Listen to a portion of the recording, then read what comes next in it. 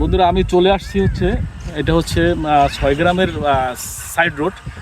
বিশেষ করে হচ্ছে যে আমরা তো প্রায় সময় দেখি যে আসলে আমাদের এলাকার যে দুর্বিষহ অবস্থা, বিশেষ করে হচ্ছে গ্রামীণ পর্যায়ে আসলে রোডঘাটগুলো কিন্তু খুবই বাজে অবস্থা। কিন্তু আমি এখানে কিছুদিন আগে দেখছি, বিশেষ করে হচ্ছে 4-5 মাস আগে দেখছি যে এখানে কাঁচা রাস্তা, মানে আস্তে আস্তে করে এই রাস্তাটা তৈরি করতেছিল। কিন্তু তার ভিতরেই হচ্ছে এই রাস্তাটা এখন যে আসলাম এসে দেখলাম এই যে কি সুন্দর একটা পিচ ঢালাইয়ের রাস্তা। কিন্তু দেখবেন যে এখানে হয়তো 2-4টা বাড়ি আছে, বিশেষ করে আছে 2-4টা বাড়ি, আর ভিতরে এখানে লিঙ্কিং কয়েকটা রোড আছে।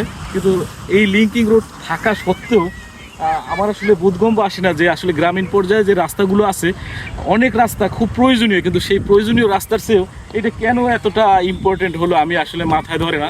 তো যাই হোক, এরকম যে রাস্তাগুলো মানে আছে সেখানে যে আসলে জনবহুল, বা আপনি বিশেষ করে দেখবেন যে এই রাস্তা দিয়ে আসলে তেমন একটা মানুষের চলাচলতিও নাই, কারণ দেখবেন একবারে রোডটা ফাঁকা। কিন্তু এখনও আমরা এমনও কিছু পরিস্থিতিতে আছি যে মানুষ আঁটু সমান কাদা পেরিয়ে বাড়ি থেকে বের হতে হয়, এবং হচ্ছে অনেক রাস্তাঘাটের অবস্থা বেহাল দশা।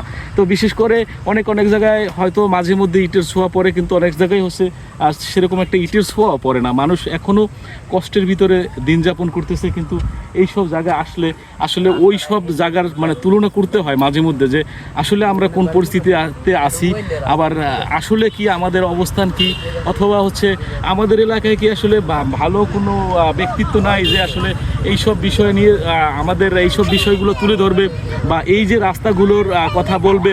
অথবা অনেক সময় আছে যে কাগজপত্র সাবমিট করতে হয় মানে ঊর্ধ্বতন অধিদপ্তরে বা ঊর্ধ্বতন কোনো জায়গায়, অথবা হচ্ছে ইউনো বরাবর। তো আমরা মানে আমাদের কি আসলে সেই মানে এলাকায় বা কোনো যোগ্য ব্যক্তি নাই। কিন্তু অনেক সময় আসলে এরকমই একটা অবস্থান থাকে যে আসলে কারো কিছু ক্ষমতা বা স্পেশালি কিছু ধার্য বা কিছু ব্যক্তির কারণে এরকম সুন্দর রোড হয়। কিন্তু দেখবেন যে আমরা এখনও অনেক অঞ্চল কিন্তু অবহেলিত।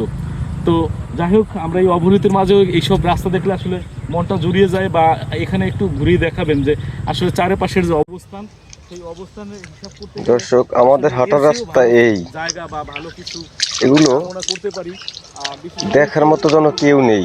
অনেক আগে থেকে একটু এইটা হচ্ছে তো এই পরিপক্কতা ভালো, অর্থাৎ আমরা দেখব আমাদের বাটাজোর ইউনিয়নের 3 নং ওয়ার্ড হচ্ছে সেই জায়গায় বারবার ডেভেলপ ঘেগার। কিন্তু এখনো অবহেলিত জায়গায় ডেভেলপ হচ্ছে না। রাস্তাটা হচ্ছে ঘেগার ক্লিনিক সংলগ্ন।